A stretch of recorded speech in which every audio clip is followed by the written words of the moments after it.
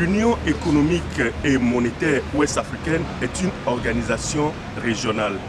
Le Togo, membre de cette organisation, comme tous les autres membres, se doit d'implémenter les réformes politiques, programmes et projets communautaires.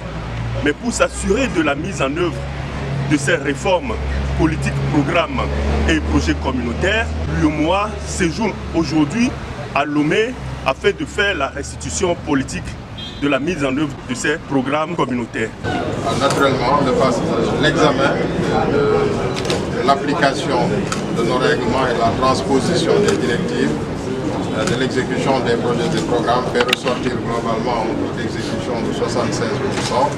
Donc au niveau du taux, ce qui est un taux que nous jugeons satisfaisant au niveau de nos grilles d'évaluation au niveau de la commission de l'UEMOA.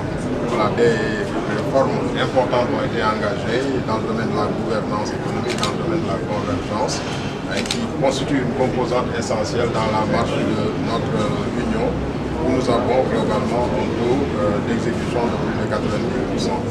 Alors, sur les autres composantes de la réforme, marché commun et réforme sectorielle, des taux satisfaisants ont été obtenus, mais nous sollicitons en tout cas du gouvernement des efforts supplémentaires pour que ces taux puissent évoluer plus favorablement pour les prochaines années.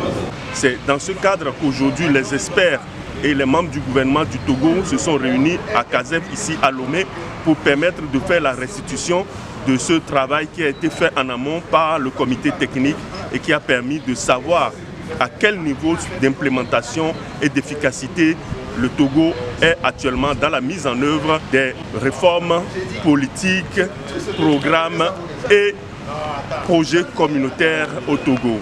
L'œil d'Afrique depuis Kazef. Nous sommes à un taux de mise en œuvre de 76%. Traduit la volonté, le ferme engagement du gouvernement pour la mise en œuvre et la transposition des différentes directives et actes. Et je tiens également à saluer l'engagement au niveau des différents départements ministériels pour la mise en œuvre de ces programmes. Et je ne voudrais également de saluer la commission de l'UEMOA pour le support qui ne cesse d'apporter.